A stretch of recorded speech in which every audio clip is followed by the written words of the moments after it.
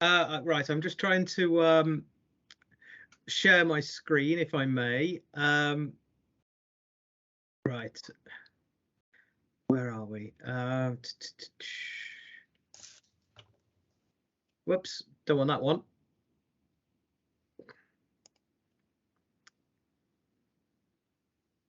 Where are we? Right, I'm just trying to share the right window. I think it's probably this one. Can you see my screen okay? Yeah, that's there, Martin. Yeah, that's great. Okay. Right, well, welcome everybody. Thank you so much for Louise and Faye for inviting Sarah and I to come and talk to you about routes into teaching. My name's Martin Husbands. My role at the university is predominantly related to secondary.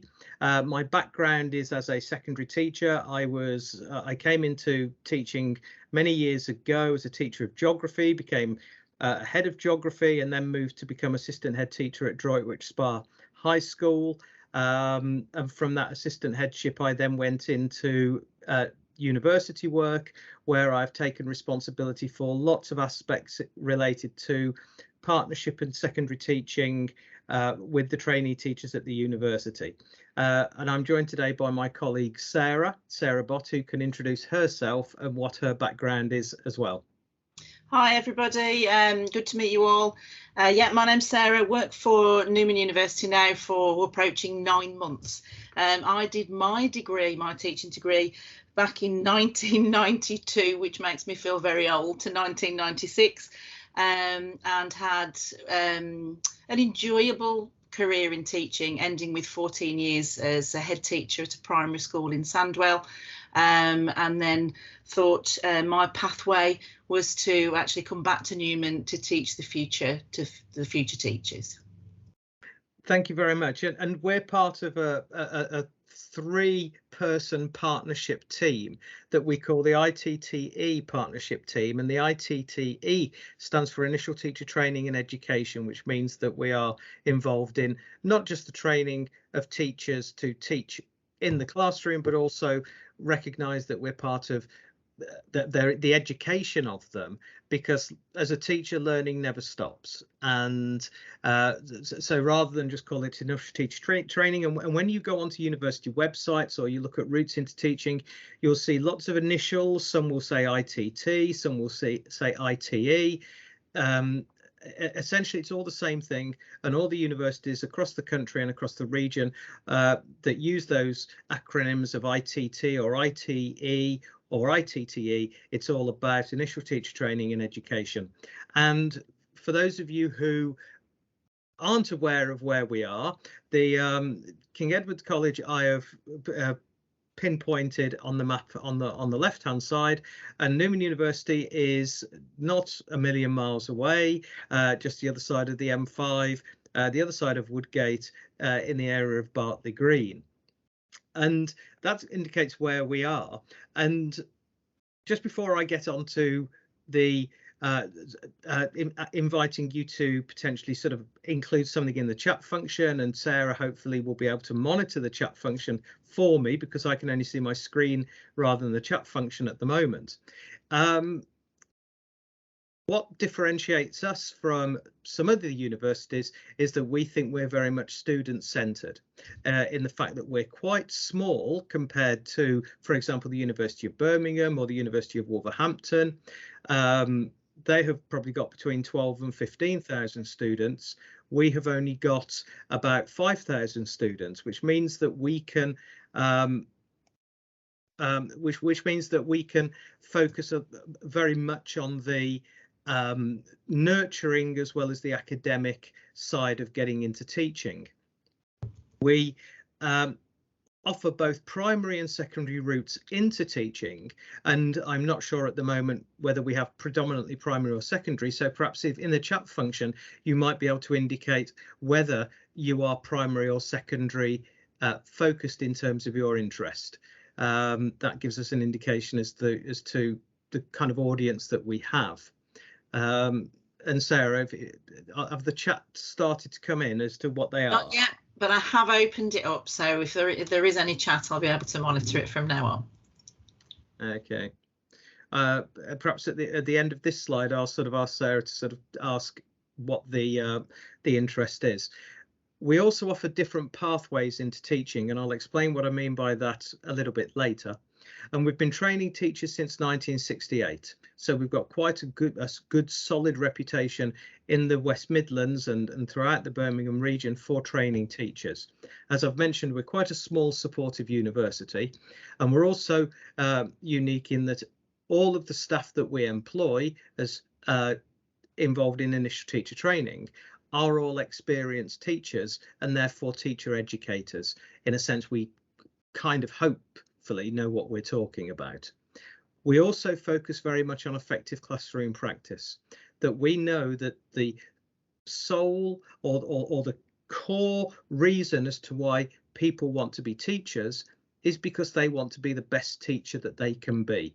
So all of our training or any of the assignments that you may have to do, any of the work that we ask you to undertake, has always got a focus on how is this going to make you more effective in the classroom, whether it be as a secondary or a primary teacher. We have also spent a lot of time trying to do what we call streamlining the assessment, which means that we don't expect you to write essay after essay after essay. We look at different modes of assessment. Sometimes you'll be asked to do presentations, create videos, create journals, but we try and streamline it and try and tie it in to making you the best teacher that you can be. We also ensure as well that if you wish to be a primary teacher, you will get taught by a primary specialist. And if you wish to be a secondary teacher, you will be taught by secondary specialists. And most importantly of all, the reason why you want to come into teaching is because you want to become a teacher. And our employment rates of people then securing a job as a teacher are excellent. And as the last Ofsted report commented, that our trainees emerge as well-rounded, resilient and enthusiastic professionals who make a difference to the schools in which they work and the students that they teach. So, Sarah, what do we have in terms of primary and secondary? You've got a good mix. Thank you for people that have commented. About 3 or 4 secondary and the rest primary, so a good mix for this evening. I'm glad we've got a mixed economy. And the presentation that I've got, which hopefully will last about 30 minutes, there'll be an opportunity for you to contribute as well during that 30 minutes before we open it up for question and answering. The presentation is designed to try and meet the needs of both primary and secondary teachers.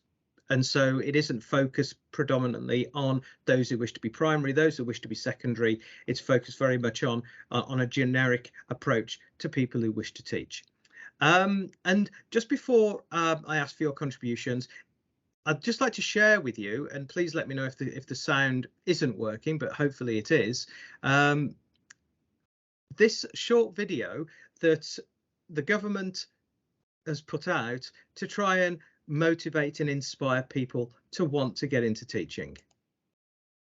Was the sound there, Sarah? Not yet, no, not on mine. Yes or no? No sound. Okay, I will have to, I'm afraid I might have to come out of this then and go back into it to just check that the sound is being shared. Sorry.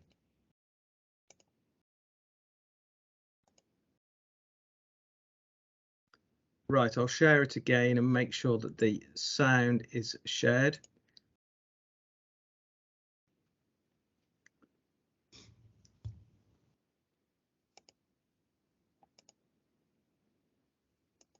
Any good? Yeah, there. Thank you. Good morning, Abby. Good morning. Chips. Oh, we're getting that. Brilliant. One more time. You hungry? Yeah. And here she is. Count with me. 2. 2, 4, 6, 8. Year 5, well done. Have you thought about trying it like this? What do you think? Good. Yeah, it was amazing. It's like a Van Gogh. How would you define identity? Who you are. Creating a piece of work that represents you. I don't want to see you two here again. You're better than this, the pair of you. Change the electrodes. It's going to be a challenge, okay, but you can do this. Come on, Abby. Come on, Abby. Come tomorrow, you're not going to be feeling this way. Besides, school would be a complete change, an entire separation from Gateshead. Brilliant. Can I stop you there? Well read. Bit of a tough year last year, totally different this year. I think her confidence has grown. You must remain silent at all times. You have any issues, please raise your hand. You may begin.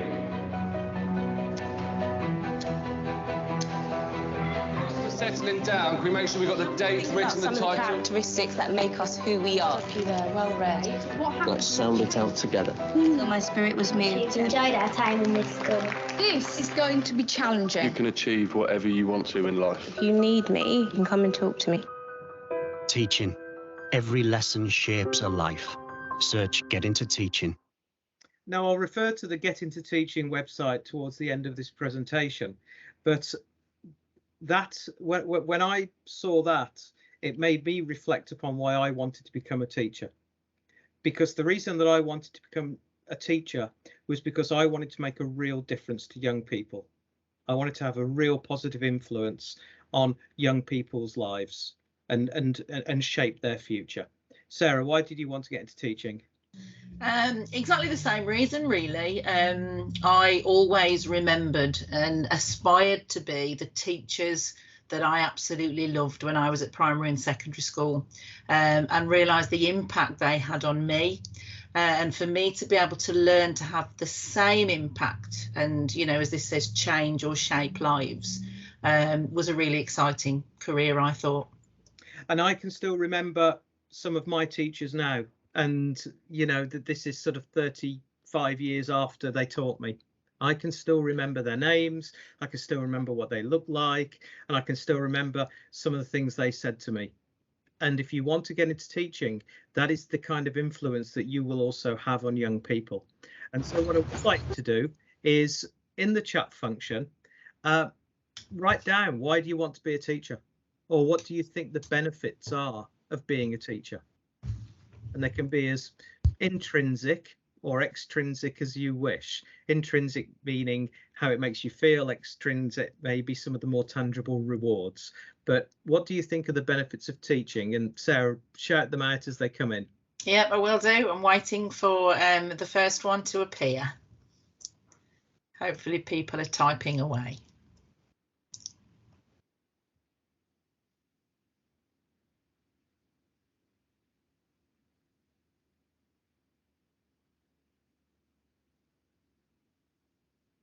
So you can pop anything in, even if it's a few words or a phrase or so. Yeah. Don't worry about writing a huge assignment on it. I want to be a primary teacher to give other children the same brilliant opportunities and experience I gained, inspiring young people.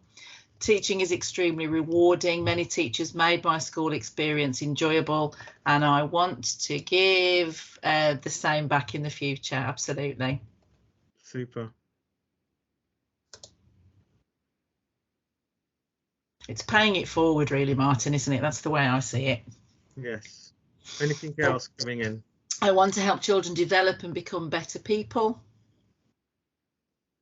And that's a really interesting one, especially sort of what children have been through and yourselves have been through, particularly in the last 2 years. Just before you came on, I was speaking to Louise and Faye about the importance that we have as teachers and educators in supporting children in difficult times, not just when things are going well, but in difficult times and you know, during the pandemic. Imagine the impact that a teacher could have had in supporting young children, 5 and 6 year olds or 12 and 13 year olds, as they're trying to get their head around the impacts of the pandemic on their lives, in the same way that the teachers that teach you at the moment have had to try and support you. Anything else? Two more come in. It's a nice one. Give the next generation the best possible chance to achieve their aspirations. and because I love to be able to help young people through what can be a difficult time. How true. School is when you're learning everything and growing everything, isn't it, as well? And because I saw what a great impact a specific teacher had on my life, my aim is to be as good as her. That's lovely. And I'm always reminded of something that a US president in the 80s said, where he said, if not me, who? If not now, when? And somebody somewhere will be teaching the next Prime Minister of England. Oh, the amount of times, Martin, I said that to my Year 6 class. Yeah. Somebody somewhere will be teaching the next kind of Barack Obama. Somebody somewhere will be teaching the next Stormzy. Somebody somewhere will be teaching the next Ed Sheeran. Why can't that be you? Anything else, Sarah? No, that's the last one through so far. Okay. I mean, I jotted down some ideas that I thought of. And as I say, some of these are what we call intrinsic, some of them more extrinsic. It's what teaching is what I call a true vocation. The majority of people who go into teaching could still be teaching, I'm sorry to tell you this, 35 years later. And it's a career. It's something that once you start, you will invest more of your time in, and you'll get better at it, and you'll start to make progression within the profession. It's what we call a vocation. You don't just dip in and out. Although you can dip in and out, but the majority of people become teachers, and then you are a teacher. And hopefully why you wish to be a teacher is because you've got a passion for working with young children. And some people often say, what's the difference between a primary teacher and a secondary teacher? And I've heard some people say at its most basic that a primary teacher, you teach children, and a secondary teacher, you teach a subject. Now, I think that's far too simplistic, because actually primary teachers teach subjects to children and secondary teachers teach subjects to children. But there are slightly different challenges and slightly different demands of being a primary and a secondary teacher. And I mean, Sarah, I don't like speaking for Sarah, but if I said, why wouldn't you be a secondary teacher? She'd probably say, oh my word, I couldn't cope with teaching 13, 14-year-olds. Anybody that's taller than me, Martin. I personally, the thought of teaching young children, 5, 6, 7-year-olds, I just don't know how I'd manage it. But I loved teaching 13 to 18-year-olds.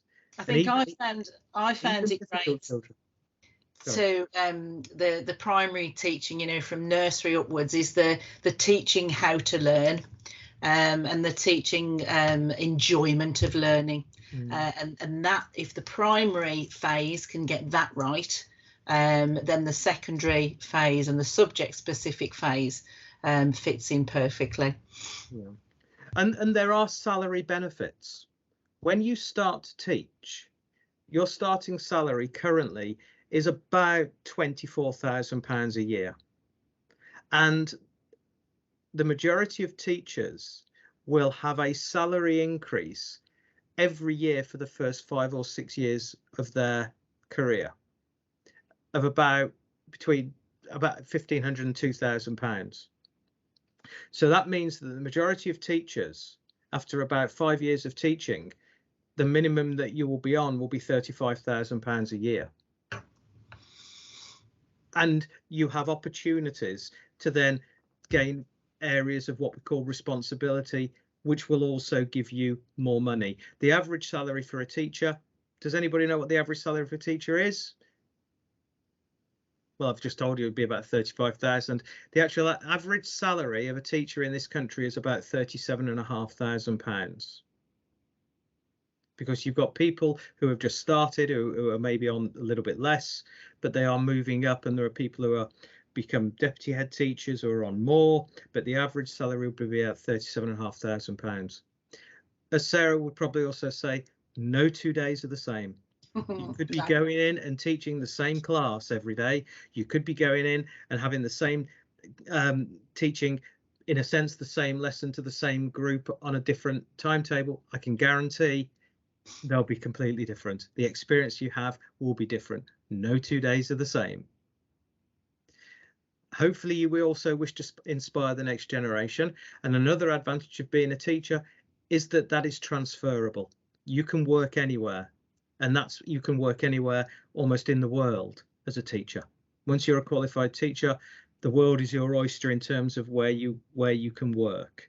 That's interesting. We have some PG trainees currently, and I was talking to them, and they intend to work potentially 1 or 2 years here, and then they've got their sights set on Dubai. Lovely, tax-free salary. So you can work anywhere. And once you're a qualified teacher, you can always then drop out but come back into being a teacher. And teachers will always be needed. Teaching is there's a saying which says that teaching is one profession that creates all professions, because everybody has to be taught. If you're a secondary teacher, it may be because you love a particular subject and you've got a real passion for wanting to share that subject with young people. It's also a sociable job. And the friends that I am still in touch with, that I see regularly, are those teachers that I met 30 years ago. There's a real sense of camaraderie amongst staff in the staff room and in the departments and in the groups within which you work. There is also an element of job security. There always seems to be a shortage of teachers.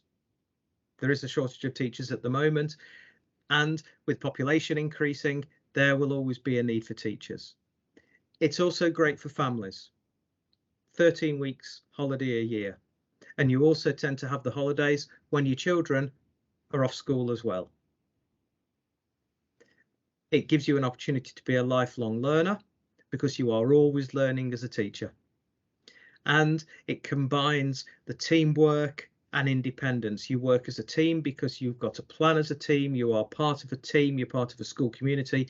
But once that door closes, you've got a bit of sense of independence as to how and what you teach and the way in which you decide to teach it to the children.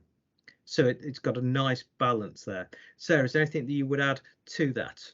I think it's you're right, Martin. It's something about the sociable and the teamwork. You can bring your own personality to your own teaching, so that there'll only be you that teaches like you do, if that makes sense. So every teacher is absolutely individual. They are, and one of the things about learning to be a teacher is that we try and encourage you to work out what is called your teacher identity. What type of teacher do you want to be? Each of you have probably got a favourite teacher at the college and have probably got a favourite teacher from school, but I bet they were all slightly different. And so we don't try and create mini-me's and versions of ourselves. We want you to be the best teacher that you can be for the type of person that you are. But it's not all roses. So please write in the chat function what you think are the potential disadvantages of being a teacher. Can I do that, Martin? No, I better not. No, you don't do that, otherwise we'll be here until 8 o'clock.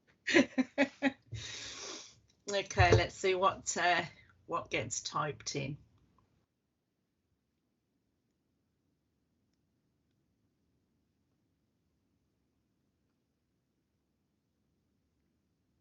Nothing. There are no disadvantages. Yeah, no, we've got some absolutely straight away. Yeah, spot on. They're on the call, which means they can't put off. Lots of time taken planning lessons, absolutely, and marking the end result of those lessons as well. Absolutely. Anything else?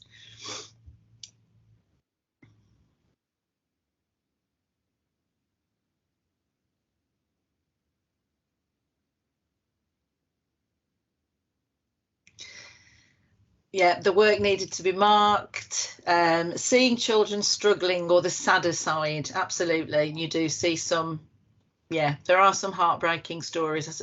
I'm sure that Martin and myself can explain, but it is that enabling children to cope and to come out of that sad side sometimes. Absolutely. And that's both socially and academically, isn't it? You see some children that lack the social skills, that lack the emotional intelligence and the emotional capacity to cope, and it can be, as a teacher, quite difficult to leave that behind. But I never really wanted to, because I cared so much about the children that I wanted to teach. But actually, I saw that as an advantage, because I thought, well, if anybody can make a difference, I can. Got two good more good ones. Being reflective on what you could do better, so constantly self-reflecting, as long as you don't really criticize yourself, but being reflective is a really good trait. The report writing, absolutely. And somebody's put misbehaving children. Yes, yeah, absolutely. I'll come to that second one in just a moment. The thing about reflecting upon what you think you can always do better, I think teachers are the worst people for being self-critical, and I've sat and watched a lot of trainees teach, whereby I say that I always ask, how do you think the lesson went? And they can reel off everything that they thought went wrong, and I have to remind them that actually within that hour there may have been 4 or 5 things that they could have tweaked, but actually 57 minutes of that hour was pretty good. And and teachers automatically seem to focus on the things they could do better. Anything else before I move on, Sarah? No, nothing else so far. Okay. I mean, I jotted down some of these as potential disadvantages. Workload, in-school workload. And I put workload twice, actually, both in school and out of school. Because the workload in school, when you've got reports to write and you've got lessons to plan, and sometimes teachers feel like they're trying to spin lots of plates all at once, that they've got to be in 3 or 4 different places. They've got meetings, they've got parents who want to be seen, they've got children who want to be seen, they've got kind of things that just need to be done. And then there's the workload out of school, the marking, the planning, and so on. What I would say about the workload is that over the last 5 years in particular, schools and the directives from the Department for Education are being asked to consider the amount of workload that teachers have to have, because teachers do drop out of the profession, and there is a real drive at the moment as to how to make the workload more manageable. And I know that Newman University, and certainly I as a trainee, and I know Sarah does as well, we work a lot with our trainees on how to ensure a healthy work-life balance. I always say to my trainees, for example, it is pointless staying up until 2 o'clock in the morning planning a lesson that you then wake up too tired to teach. And part of the journey of being a teacher is how to realize how to manage the work, and it is manageable, and it gets easier over time. Absolutely, doesn't it? You start to understand. Yeah. And I put dealing with difficult children. Yes, there will be some challenges in school, but for the most part, I would say that 99% of children in school are delightful. And they're lovely. And it's just getting underneath the why they might be difficult, and the pleasure or the feeling is so good when you do turn that behaviour around, and that, I think that I've always felt that proves to me, that's always proved to myself that I'm in the right job. Yeah, and also dealing with difficult adults. But what I would say about it in terms of whether it be colleagues that you work with, and believe me, I've worked in some schools and departments where some of my colleagues have been quite awkward to deal with, but you would get that in any job. You really would. But again, part of the training is how to deal with those situations, how to deal with the difficult children, how to have those difficult conversations, or deal with people that you wouldn't normally necessarily get on with. And I should imagine many of you go to lessons and you have to sit in classes with some people who are your friends and some people who may not be your friends, but you learn how to work with them. There are term restrictions. One of the downsides of being a teacher is that when you want to go on holiday, all of the flights are more expensive, all of the holidays are more expensive. If you've got a partner who's not a teacher, they might want to take a week off in September. you can't. But what they're not getting is 13 weeks off. Stress is often quoted by teachers as being one of the challenges of being a teacher.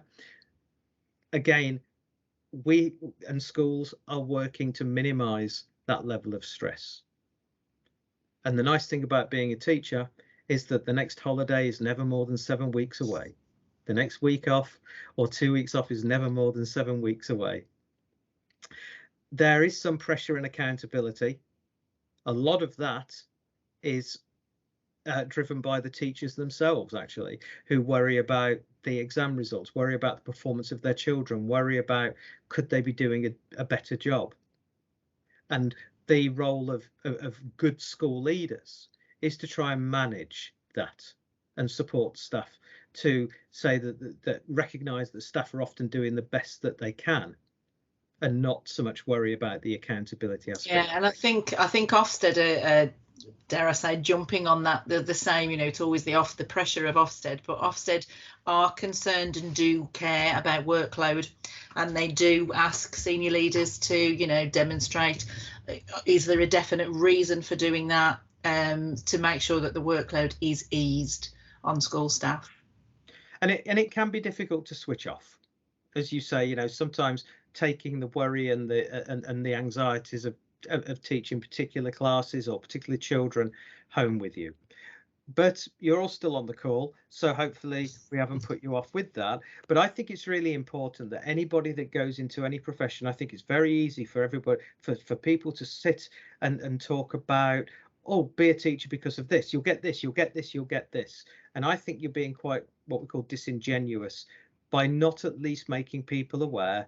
Yes, we recognise that there are potential challenges, and the role of us at Newman University and anybody that wants to train you as a teacher is to support you in dealing with the challenges so that you can enjoy the benefits.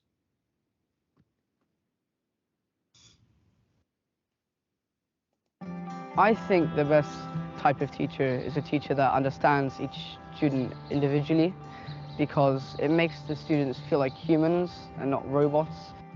A great teacher is understanding. A great teacher is confident. Well, my favourite teacher is very humorous, and that's what makes her very fun to learn with. I think a great teacher would need to have a sense of humour. They need to be understanding, and they need to have confidence in us and make us believe in ourselves. I believe a great teacher is someone who is passionate about their subject. They share their love for learning, they show empathy to the students, and they're able to form those positive relationships to help ensure that the students that they are teaching thrive. Growing up as a young boy near Bolton, originally all I wanted to be was a footballer, but my favourite lesson actually was maths, and that was to do with the teacher. My teacher had an enthusiasm for the subject that even though I didn't particularly enjoy maths, I enjoyed the subject, and I would look forward to his lessons each week. And in time, he made me change my mindset with the subject, this no kind of ability to be able to do the subject.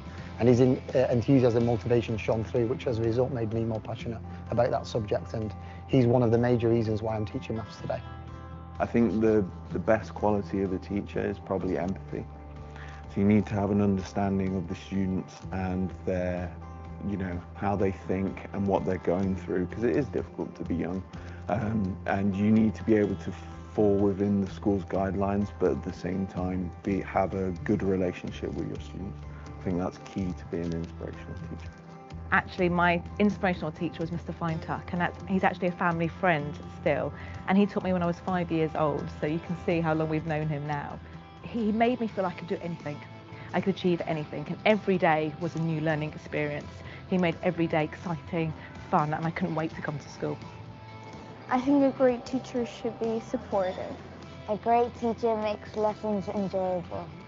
For me, I would say a great teacher is one that you can tell goes the extra mile, even if it's just something little like finding extra resources. I think for sixth formers in particular, that's really helpful. I think the ones that push you and challenge you to your full potential, those are the best to come. It's just being able to answer those burning questions that children have and to be able to channel them in the right direction and just give them that direction. And whether it be something related to school or something outside of school or relating it to the outside world, it's just being able to make that difference.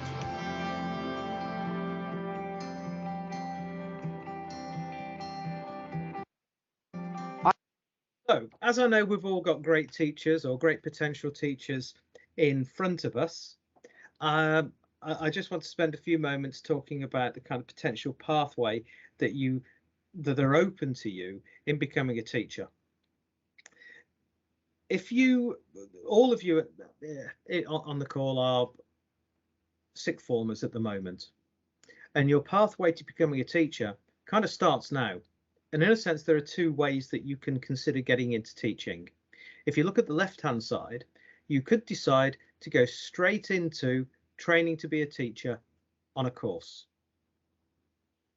which means that you could do a foundation degree in a education-related course, which is a 2-year foundation degree in, it could be in early years education, it could be childhood studies, it could be something like that. And then in 2 years' time, you could then sign up to do what we call a top-up to finalize that. You would get some teaching experience in a foundation degree, and then you top that up to get a full degree with further school experience, so that if you wanted to be a primary teacher starting from September 2023, you could look to do what we call a foundation degree for 2 years, top that up, and then you've come out with what is called a BA with QTS. QTS stands for Qualified Teacher Status. So at the end of those 3 years, you are a qualified teacher. You could, if you wish to, from September 23, go straight on to doing what is called a BA Honours with Qualified Teacher Status, which is in a sense 3 years whereby you train to teach. And either of those would be suitable to you. Sarah, is there anything that you can say about the foundation degree route into from a primary perspective? Nothing more really than you. Having been sort of 9 months, I haven't really had much dealing with the foundation, other than know it's available, if that makes sense. So I can't really add much to that, Martin, sorry. That's okay. So there is, if you wish to think from September 2023, I want to start training to be a teacher, there are potentially 2 routes. You can either do a foundation degree that you then top up. The more common route would be to go to a 3-year training to teach. A foundation degree is sometimes undertaken also part-time. I would encourage anybody that wanted to start from September 23 straight into training to be a teacher to do the BA with Qualified Teacher Status. And those 3 years, in years 1, year 2 and year 3, would be a combination of school experience. There'd be your lectures, you'd be the seminars, there would be time at university alongside time in school, and at the end of that you end up with a BA degree with what is called QTS. The other route that you could do is to say, I'm going to spend 3 years doing a degree.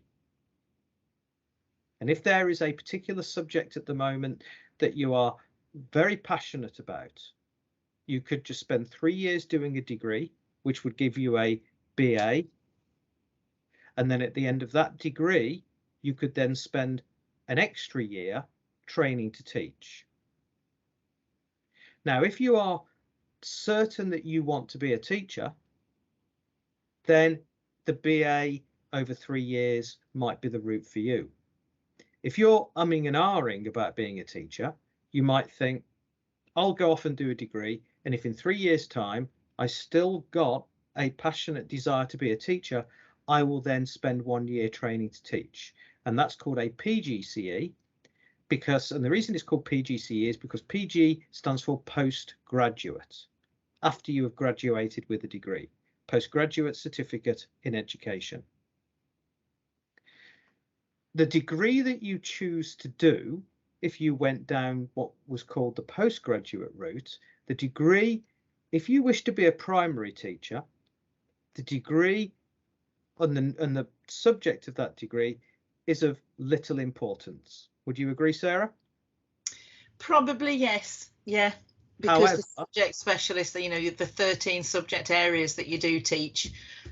So potentially, I suppose, if you did the degree in English, that may stand you in good stead further on in your career for actually being a subject leader, for example, for English. So it may help further on in your teaching career. Yeah. If you wanted to be a secondary teacher, quite often it is expected that you might have a degree in the subject that you wish to teach. So if you're thinking, I want to be a secondary English teacher, you could potentially do a secondary undergraduate route over 3 years as an English teacher, or you could go off and do an English degree and then top that up with a year training to teach. That is traditionally what, and I suppose in the past, the more traditional routes, if you were primary, you might do the 3-year BA or degree in PGCE, and secondary, it always used to be you'd go off and do a degree and then do a postgrad. It is now changing, that there are the same options for the 3-year course is open to primary and secondary alongside the degree and then the postgraduate route. So does it matter how I train and what is right for me? Ultimately, no, it doesn't. Soon as you have achieved your QTS, your qualified teacher status, you are qualified to teach. The advantage of doing the undergraduate route into teaching is that you only spend 3 years training. And so in a sense, you become a qualified teacher after 3 years. Whereas if you did the degree and then the postgraduate, you don't become qualified to teach until after 4 years. The disadvantage of doing the first route is that if you are uncertain about whether you wish to be a teacher, in a sense, you've thrown your eggs in the wanting to be a teacher basket. And it may well be that you think, no, I want to go off and do a degree. And then if I still wish to teach in 3 years' time, I'll then top it up with a postgraduate. Sarah, is there anything you wish to add about that? Yes, and this is from my background. I mean, my brother, as a secondary teacher, did the degree and then the PGC route. I went at the time at Newman, there was a 4-year, it was a BEd, and I found it useful because I knew I wanted to teach, to have those school experiences and school placements 1 a year for 3 years, as opposed to getting them all in 1 year and learning everything very quickly. So again, it depends on which side of the how much you want to teach. I suppose what we're saying is that there is a route for everyone. And when you say which is the best way, it really is a personal decision. If you are committed to wanting to be a teacher and you possess the skills and qualities to be a teacher, you will be a teacher. And there are different routes open to you. And Newman University offers all of those routes. I mean, there's also obviously the potential to do a degree and go away and work on something in that degree, and then 5 years later come back and do the PGCE. So there's sort of the potential to explore. Gap between 3 and 4. Yeah. So there are teaching pathways, and this in a sense just summarizes that in a little bit more detail, that if you're undergraduate and you wanted to primary, you could do a BA with QTS 3 years full time. And as I say, you could do the foundation degree. You could do the secondary, or if you wanted to do a postgraduate, you do the degree and then 1 year at the end of it. When you train to be a teacher, it doesn't matter whether you wish to do the 3-year course or a degree and then the 1-year course. When you train to be a teacher, nearly all the universities will have variations on a theme. And what I mean by that is that if we start at sort of the top left, one of the things that you would learn about when you train to be a teacher is, what is the role of a teacher? What do you understand about the role of a teacher? What are the professional responsibilities? What are the safeguarding responsibilities? What are the requirements? What is expected of me as a teacher? And that would be covered irrespective of the pathway you choose. The second thing that you would look at is what we call teaching, learning and assessment. What does it mean to be a great teacher? What does learning look like? How do we plan lessons? How do we choose the most appropriate resources? How do we assess what pupils have learned? And that all gets encapsulated within a certain theme. Going down to the bottom, you'll also learn something called adaptive practice. How do we adapt our teaching to teach the varied children that are in front of us? Because one size does not fit all. But also, how do you adapt your practice maybe in one school setting compared to another school setting? How do you adapt your practice when you're teaching one aspect of a phase or a subject compared to another aspect or a phase? You will also understand and manage behaviour. Why do children misbehave or behave in a certain way? How do we manage that? But also managing your own behaviour as a teacher. How do we manage the workload? And nearly all universities will have variations on a theme that they'll all look to teach you, because all the universities have to follow what is called a core content framework. And the core content framework says that we have to teach trainees, what does it mean to be a teacher? What does teaching, learning and assessment look like? How do you adapt your practice? And how do you understand and manage behaviour? All the universities across the country have to follow those kind of themes. And within that as well, if you're a secondary teacher, we have to build on your subject knowledge as well. So that if you are teaching year 9, year 10, year 11, year 12 or year 13, that you understand the material that you're teaching. But if you're a primary teacher, you have to have an understanding of the 13, was it, Sarah? I think 13 last count. How do you've got to understand the knowledge needed for the 13 subjects you're going to be delivering. So those are the things that you would look at in training to be a teacher. And we would then look to see how you apply those in those professional placements when you're out in school. And so the university sessions would prepare you for implementing and having a go at being a teacher in your professional placements. And eventually, at the end of all that, you will transition to what is called an early career teacher, i.e. you're a teacher in a job. So it's all designed to build around preparing you for becoming a teacher. In advance of today, a couple of questions were sent through to me. One was, at Newman University, you offer a course entitled Primary Education 3 to 11 with recommendation for QTS BA honours. What is the difference between a degree with a recommendation for QTS and one that other universities offer that are with QTS included? What's the difference? Nothing. It is just merely the way in which they've written their course provision. So providing it is said with QTS, recommendation for QTS, with QTS included, etc., no difference at all. A second question was, what are the alternative ways to do your subject degree and teaching degree without university? Well, teaching, in order to be a teacher, well, I will add a little sort of side note in a moment. For the most part, in order to be a teacher, you have to have a degree. That's not strictly true, because you could work in some schools and some independent schools or some free schools whereby you could be employed as a teacher even though you may not have a degree, but it is highly unlikely. Essentially, to become a teacher, you need a degree.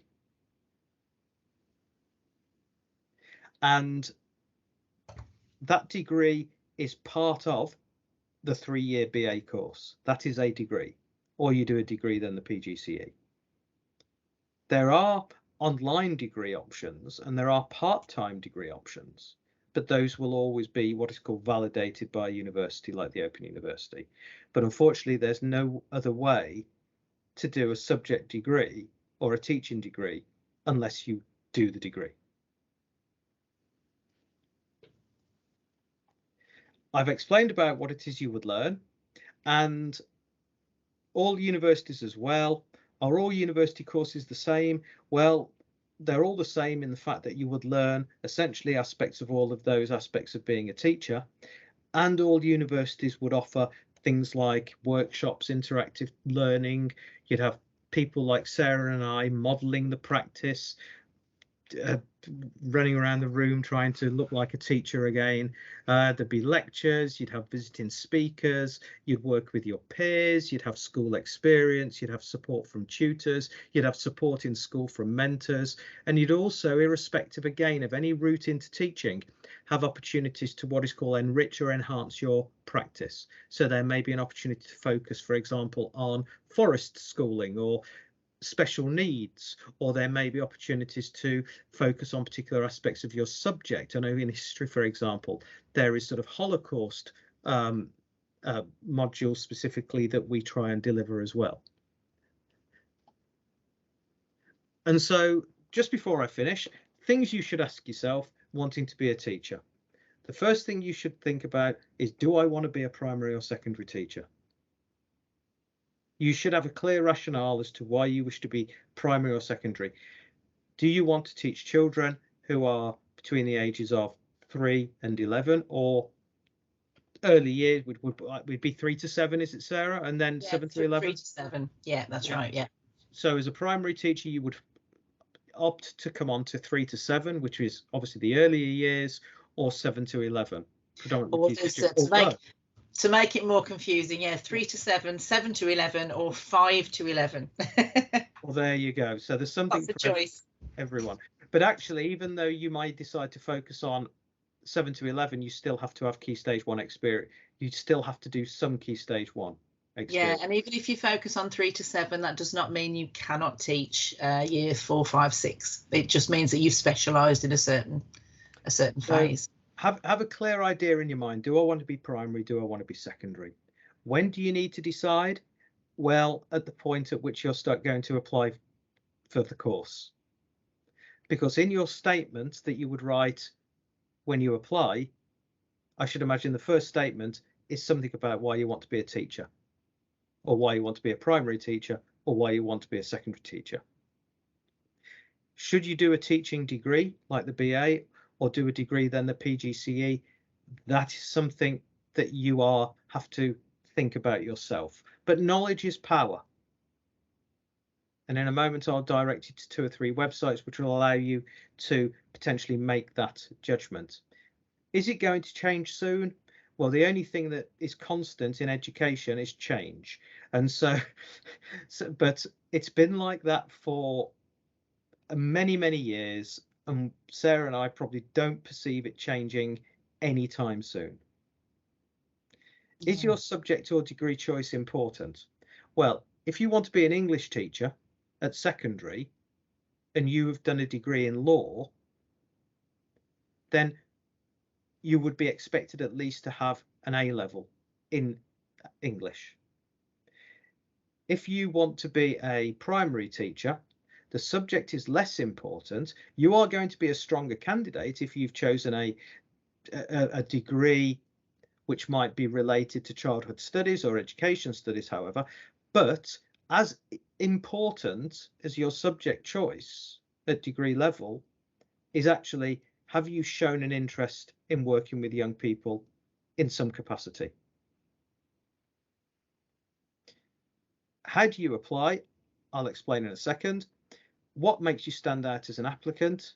Well, what makes you stand out as an applicant is in your personal statement, showing that you have got a passion for teaching young children, that you want to make a difference to young people's lives, that you're aware as to why you wish to be a primary or secondary teacher. If you want to be a PE teacher, what makes you stand out as an applicant is if you might have done some coaching in some capacity at a local club. But anything that shows that you have got an interest, a passion, or if possible experience of working with young people would make you stand out as an applicant. Any volunteering opportunities you can do stand you in good stead. And so what next? Knowledge is power. Research routes into teaching, and when you research routes into teaching, these also give you indications on how to apply.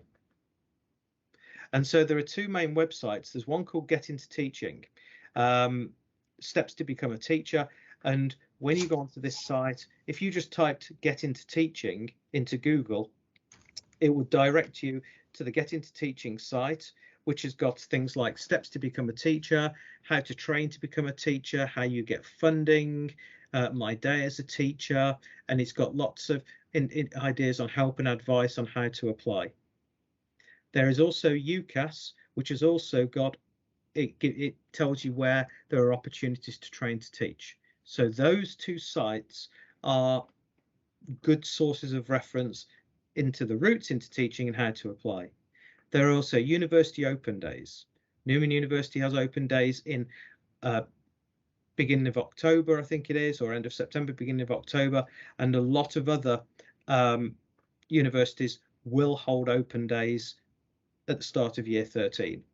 We've actually got an open day coming up that I'm actually there, Saturday the 9th of July. Saturday the 9th of July as well. And you can meet Sarah and myself in person, and you'll realise Sarah's taller than she actually let on. And then there are university websites as well. Knowledge is power. And I'm very mindful of the fact that I've gone on longer than I should have done. And I did have something else I was going to show you, but I'm actually going to stop the screen sharing and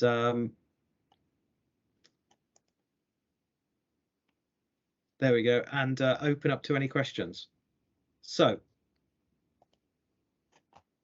any questions? Thanks to Faye as well. Faye's put the links in on the chat of all of those sites that you mentioned. Absolutely, Martin and Sarah, that's been really comprehensive, and I think getting you know, that kind of view from both of you, which obviously differs with your experience of both nurturing teachers and being, you know, at the forefront of this. I'd encourage students, we have just a few minutes left, to put any questions and answers that they may have in the chat. Please do that. We've just got one here from Megan. Does Newman help students get jobs when they finish the course? And that's an interesting one. That is. I often say that the best way of securing a job is actually to do well when you're on your school experience, because actually, you know, in a sense, I often say that any placement is a 3-month job interview. So I know that we put adverts on the pages, on the student pages, so we get sent adverts, and of course, you know, we as tutors know schools that tell us that they need trainees, and you know, we are a sort of port of call really, so we can, you know, hopefully get those jobs out to trainees before the vast majority of the general public do. I always think. The A-level requirements, if you want to go onto the BA course, there are minimum points, which is, what's the minimum points for primary, Sarah? Oh, I knew you were going to ask me that. Remember, 9 months in, Martin, I haven't done the full year yet. Is it 112? I'm not sure. I was going to say 112, but I wasn't sure whether that was going to be accurate. I think it's 112 to get onto a teacher course. A lot of universities vary, but actually, if you fell just below 112, we would look at other qualities in the same way that most universities would look at the entire application, rather than purely, they've only got 106 or whatever, and so therefore we wouldn't look at them. So the A-level requirements are what you might need to get onto any BA course or any degree course. Would a sports coaching degree help me become a secondary PE teacher? Secondary PE teaching is probably the most in-demand course for secondary teaching in the country, and a sports coaching degree would really make you a strong applicant for that, more so than if you, for example, you've just done social sports science, for example, because it's shown a commitment to wanting to coach and impart knowledge on young people. Do I have any advice for getting into teaching RSE? I assume that's religious studies education. Either the BA route into secondary religious studies teaching, or doing a degree that's related to religious studies or theology, but also actually any aspects involved in social studies. Often, if you've got an A level in religious studies or religious education, then that would that would suffice. And when do you specialise from 3 to 11 to 3 to 7, 7 to 11 or 5 to 11? Tends to be, again, if it's the 3-year route, usually towards the end of the first year, so it gives you an overview of everything, so then you can see, because a lot of people do change their minds, really. As Martin said, the thought of teaching 5-year-olds is scary until you see them, and then actually that's where you decide you want to specialise. And the PGCE we tend to straight away, really, because of the short amount of time, and we do want to make sure that you get the experience that you need for your course to be compliant within that year. However, some trainees have changed their mind as long as it's fairly near the beginning, and we've been able to sort that out for them as well. That's really helpful, and Faye's put in there very helpfully that it is 112 points and the link there as well to the primary education. So if students are, I don't know if anybody's got any further questions, please feel free to type. Sorry, what I would say, Louise, if anybody who's got any questions following this and they suddenly think, oh, I meant to ask that, or I run out of time, or it's just come to me, and they drop them in an email and you send that to myself, either myself or Sarah will write back to you almost immediately and let you have the answers. That's really helpful, and that might help us time-wise. But Kira's just put in, how much time do you spend in the school classrooms? I don't know if you can just answer that one before we wrap up. Well, if you do the undergraduate time spent in the classroom in years 1, 2 and 3, I'll do the postgrad. Okay, it is on average, so per year group, it's on average sort of 6 to 9 weeks. That teaching percentage builds up how much you actually physically teach, so that you end up teaching 80% of that time in your 3rd year practice. Great as well, because you get the academic input and then you can take that in every year and develop your practice as you go along. And at postgraduate level, you have to spend a minimum of 24 weeks in school. And that is usually means that you spend about 8 weeks in the autumn term and then 16 weeks between February and May. It's when and again, this is a slight disadvantage, a slight difference between the BA route and the PGCE route. And Sarah sort of alluded to it by saying that on the BA route, your teaching practice is spread out over 3 years, whereas the postgraduate, because we're trying to train you in a year, it's a lot more intense, so there's an awful lot of time spent in school. That makes a huge amount of sense, and Faye has put in there the email address for careers@keds.ac.uk that students can email any further queries that we have for Martin and Sarah. I would just like to wrap up and just really, I've kind of made a couple of notes as you were talking, well actually quite a few notes, but that's my way, but I noticed that when you're talking about skills and things that students can do right now, and you were talking before students came on board about, you know, the result of the last few years on students and the resilience that perhaps students need to be a robust kind of teacher, member of the teaching community. And I think that work experience in the volunteering and actually gaining some coaching experience or anything else that they can do, I think is probably the best thing they can do now. Would you agree with that? Yes, I mean, it becomes increasingly challenging. You know, schools are a lot more reluctant to let people into their schools for safeguarding reasons, but also because of the challenges of having to accommodate.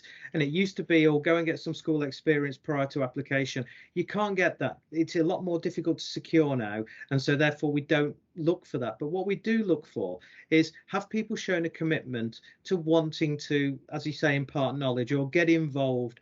And actually, odd as it sounds, I even look for people who potentially have done part-time jobs, because it shows things like that they've got a sense of responsibility, that they've developed personal skills. The skills of dealing with customers are exactly the same as dealing with children.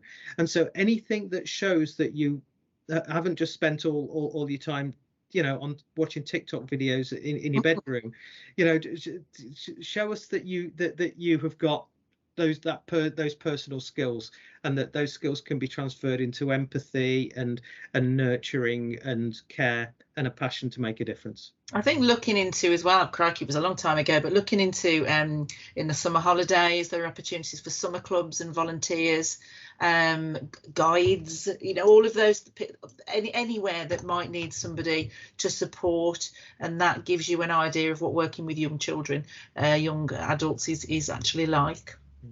That's really helpful, and as you say, I think we've experienced the change from that compulsory element of an application having already had that sort of classroom experience, to understanding the sense of values and the interaction is actually really the key to getting a good application in. Thank you so much. And same for any course, actually. I mean, we talk. I know talked about teaching, but while the sixth formers are on, you know, all jobs in all walks of life require certain elements of communication skills and skills of teamwork and skills of independence. And so, you know, all experience is good experience. That's really helpful, because a lot of our students do have part-time jobs with the age group that we have. Being a sixth form college, we definitely have a lot of students who have part-time work, and sometimes it's difficult then to fit in academic work, home life, their jobs, and on the cost of fuel at the moment, they've got to keep their cars on the road somehow when they start driving. They certainly have. Well, most of them haven't been able to book driving tests with the current situation. Very true. So they're going to have to come to Newman, because we're just down the road. Absolutely. And what I would encourage, can you repeat again, Sarah, the date in July? Yes, the Saturday the 9th of July, there is a campus open day. I've got down here 10 o'clock to 3 o'clock. It's scribbled in my diary. So yes, absolutely, more than welcome. And I would really encourage students to go to that open day, as well as to any others that they would like to, as many as possible. But to Newman particularly, I think in this instance, we'd very much like to encourage students to come to you. It has a very particularly nurturing environment. And we know from students who've been there in the past and our own interactions, I think, as careers staff, Faye and myself, with your teaching staff, we would very much hope that students will come and talk to you. So thank you very much indeed for this evening. We'll stop the recording and we'll send that round to everybody. Thank you very much indeed, Martin and Sarah, and thank you students for